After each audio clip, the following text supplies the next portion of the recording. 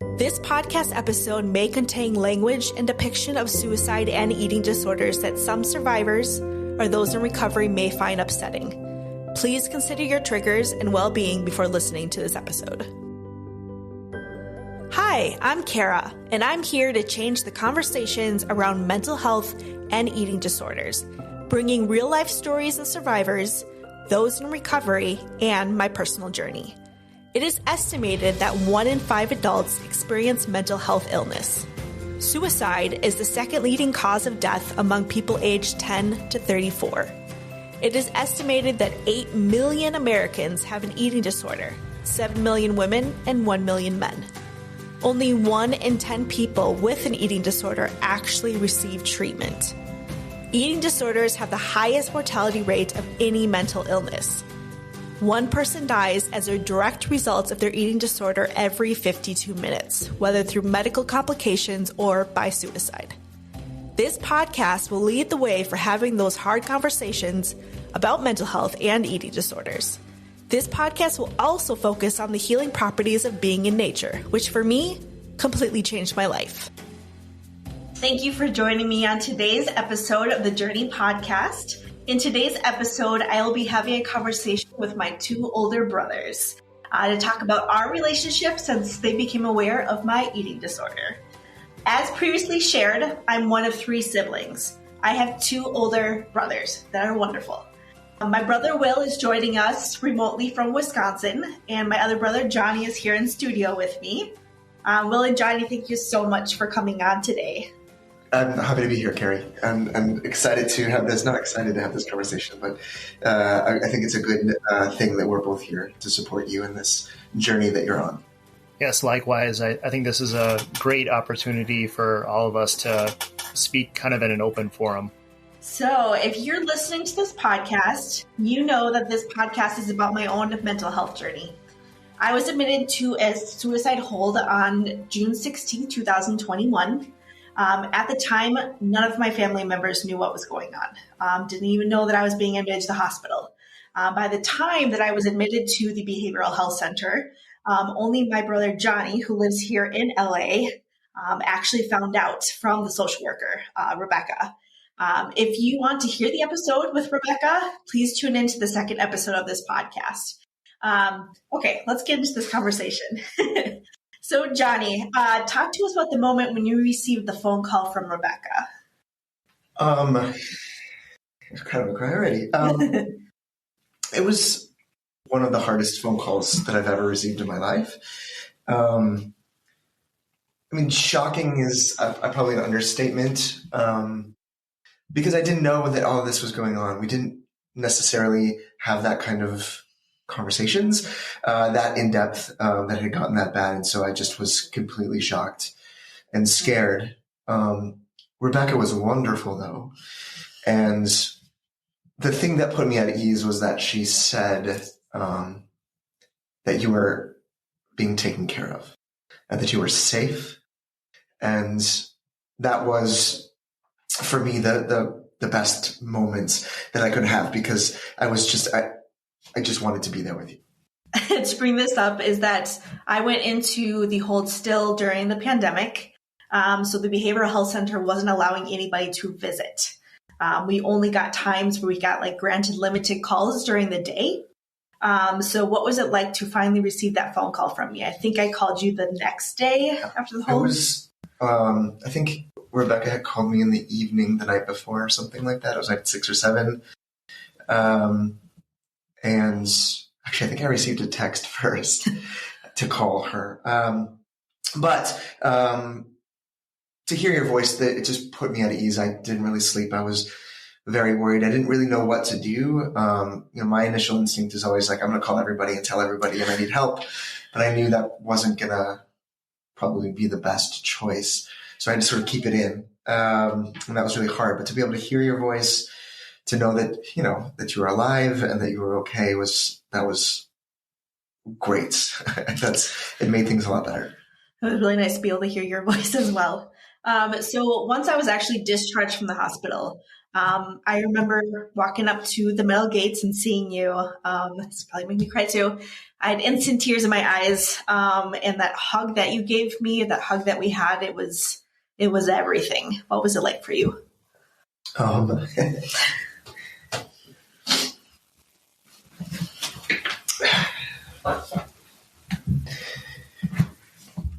Just to be able to hold you. Sorry. Yeah. I just wanted you to know that I loved you. And that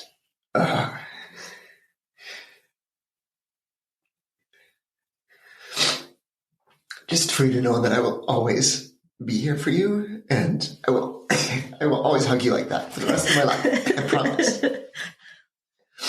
Yeah. I love you.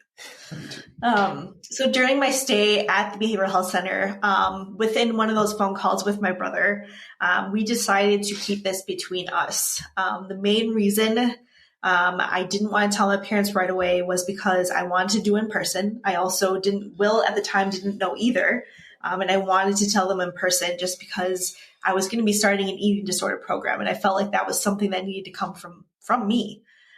So my parents also were supposed to be going on a cruise up to Iceland. And I knew that if I told them this or we told them this, they wouldn't have gone. So I really, really wanted them to go. So in July, my brother, me and Johnny flew back to Indiana for a family reunion. And this is where I told my dad and my brother Will. What were your first thoughts about learning about my hospital stay and entering an eating disorder program, Will? Thanks, Carrie. It's a good question. I think much like Johnny, my initial reaction was shock. Hearing you say that, and, learning that, any one of my family members had attempted or had thoughts about suicide would have been a big revelation. But I think it really, when you said it, it definitely hit on a whole other scale. I knew I had knowledge about, some of the, previous mental, problems and stuff that you had. I just had no idea that it had escalated to that level. I feel like out of everybody in the family, I feel like I know you were super shocked and you were surprised. But I feel like there's a part of you that kind of knew something like this was going to happen in a way. Yeah, I think it was tough because I think I had put up a wall to that idea or that feeling. And I think I felt guilty. Like I should have been able to do something more or something sooner, or, recognize some signs sooner, or, tried to help you in some way. I think that's a hard thing being an older brother, And I can totally understand that. Before I went into the program, our relationship as, brother and sister, we would talk to each other probably maybe once a month or something like that. I would see Johnny, try to see him as much as I could since he lives out here with me. But the big thing that happened within the eating disorder program is that I was granted family sessions once a week with my therapist. So I chose to have both of my brothers in that. We've all been kind of relatively close, but not in the way that the program created for us. And you both agreed to do it. Why? I mean, I think I agreed initially. I mean, the initial was just because I want to do whatever you need. And so that was the first, I think, initial reason of like, of course, whatever you need, and I will be there for you for this. And I think over the course of the sessions, it also just turned into something that also I felt beneficial for me too, as a person. And then also for all the three of our relationship as siblings. And that's kind of where it evolved. But again, initially it was just whatever you need. And that was what I wanted to do, what you needed. Agreed. The first thing I thought about was, you Carra needed the support. You needed the treatment, you needed the recovery, but you needed the support from us. And that was the first thing on my mind. Secondly, I think I realized that the communication wasn't sufficient for any one of us, and we needed to break down that barrier and kind of start over. And and just like Johnny, lastly, I think kind of expressing some of my own problems and some of the own or other frustrations, and and letting that your problems are similar to our problems, and we're all in this together. So during those sessions, basically, so I was in the virtual Reasons Eating Disorder program. So everything was virtual. So my brothers were also virtual, and my therapist. So during those sessions, we got to really I feel like we got some really raw conversations. But can you guys kind of explain kind of how they went and what it kind of meant to you, I guess?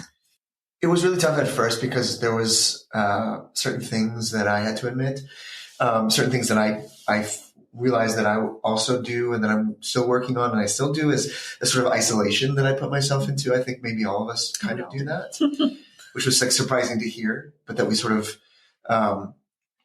in times of crisis or just in times of tough, we don't reach out. We sort of isolate from friends and family and sort of, it's and I hadn't realized how long it had been since we had seen each other. We live in the same city, basically.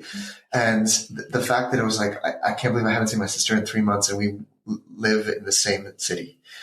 And it was like sort of admitting that I was like, oh, I'm not being the best brother. That was hard. So some of that was great. And then just to talk about our, different journeys as people, in our family and growing up and what we went through and the similarities between that we just never talked about. We just never talked about it. And to be able to get to finally talk about it was great.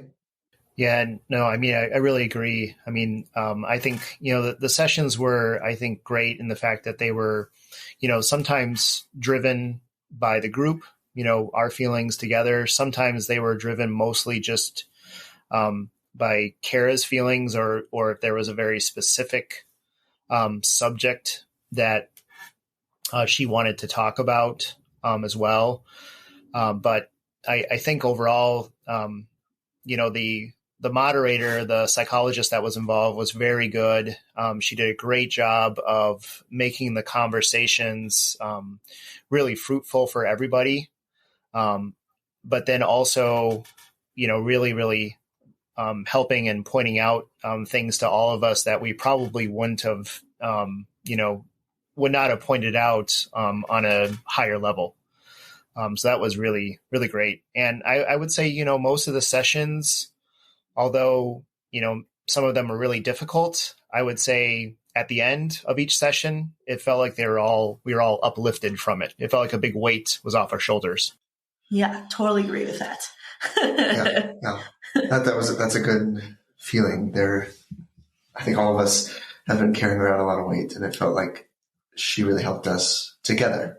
Yeah, to finally understand. And I think what Johnny said too, just the fact of like, we all grew up kind of with the same problems, and just how, it each kind of affected us in a different way. And we truly had never really talked about it together. So I think that was like, the first time that we got to do that. And it was so beneficial. What do you guys think are like the biggest hurdle, that we kind of faced when we, started these sessions? I mean, I think for me, it was just like the feeling of like, I think having to admit that I was not being a great brother, that was a really hard thing. I think just admitting that, taking the responsibility is always a hard thing for anybody to do. But I think in this situation, that was part of it. And just to be honest, I mean, to open up to each other, because we hadn't really done that. And it just at first was like, oh, we don't do this. So why are we doing this? And then after the sessions, it was like, why haven't we been doing this? We should have always been doing this. So that was for me.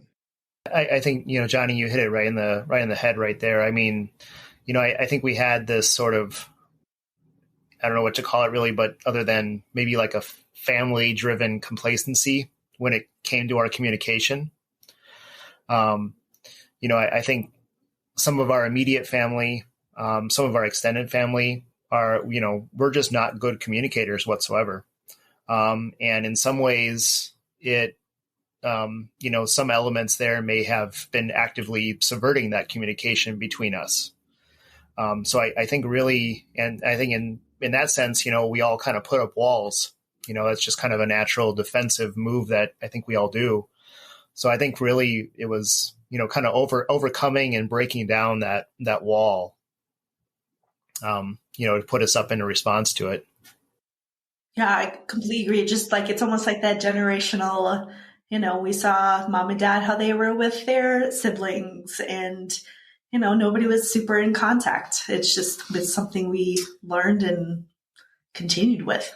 Yeah. And I think also, we've always basically lived farther away from the extended family. So there was an isolation that was created just because of that. But then, we just weren't great about phone calls, and, as technology got better, having, communicating on social media, and then moving forward, communicating on FaceTime, and then all that kind of stuff we just weren't great about until this. In fact, to be honest, a year and a half ago, if you were like, oh, we're going to have a podcast with us siblings together, I would have been like, that's never going to happen. And I feel bad that that's where we were. And I just I'm so happy that we get to do this. Yeah, no, I agree. I think I remember Will brought up something during one of our sessions about the fact that, if you don't hear anything, they must be okay. And that was kind of always our go-to. And that obviously has since changed. We definitely talk to each other a lot more than we did before. And just that communication since program, it has meant the world to me, just having both of you guys super supportive. And I just feel like our relationship is like, all three of our relationships is like the best that it has ever been. And something that I just highly value because we didn't have it for so long. So if you guys could explain kind of like in your own words, why sibling relationships are so important. That's a really big question. A big question to ask. But yeah, I mean, I think, listen, we've known each other our whole lives. You know what I mean? Like, so it's, and, there's things that we have been through together that none of our friends have ever been through together that we understand.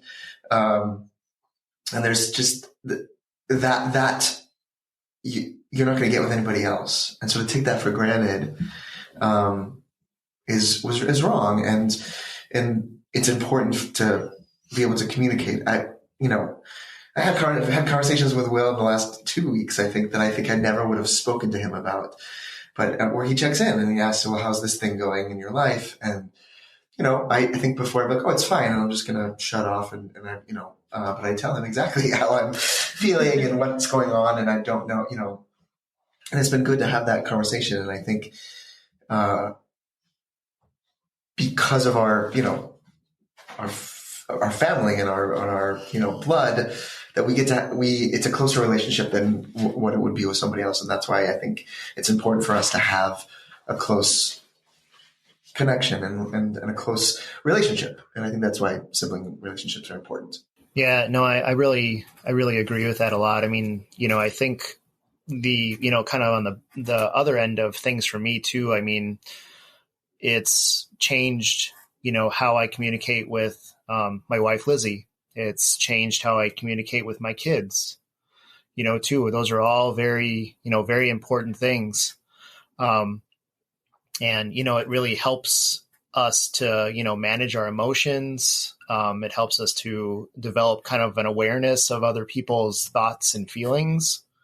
It kind of gives us all empathy, which is really, I think a really important kind of, behavior. And, the other thing I think that's really important here, and I want to point out to Carra here, is I think what it also does is it promotes achievement. And I think if you really look at, Carra, what you've done in the last 6 months, I think you can really, really say that has made a huge difference for you. I mean, you started a business, you're doing a podcast, it's all these other things that, but I mean, it's, look at what you've done just in that short period of time, as a way for us to, kind of be a sounding board for each other. It's a huge thing. One of the things that came up in the session too, that I cried about this because I feel bad, but I was proud of you before this and everything that you've done. I didn't communicate that very well, but I hope you know how proud I am of everything that you've been doing. And honestly, Carrie, you helped me so much in my business and my personal things. Like I wouldn't have been able to do the show this summer without you. You made that happen. And I can't thank you enough because it was an important thing for me to do. But also I think watching you do the things that you were doing inspired me to want to do more. It gave me the courage to be like, oh, I'm going to do this crazy thing because I saw you doing this crazy thing with such passion and commitment. And so I think, what you said, Will, that us coming together has also like helped us achieve greater things personally, and then together, which is really great. So thank you. And I'm very, very proud of you. Oh, thank you. Thank you guys. It's amazing to have you both here with me. The same thing, like this is not something I ever thought that we would ever do, the three of us. And I just think it just speaks leaps and bounds about how far we've come, just as individuals and as a family. And I just hope that we continue to do this, because I think I think the biggest thing that it made me realize is that, it not only gave me a second chance on my life, but I think it kind of gave you guys a second chance on your guys' lives as well, and kind of rethinking how you're living. And so I know that was, it's a great thing. It's been very, very cool.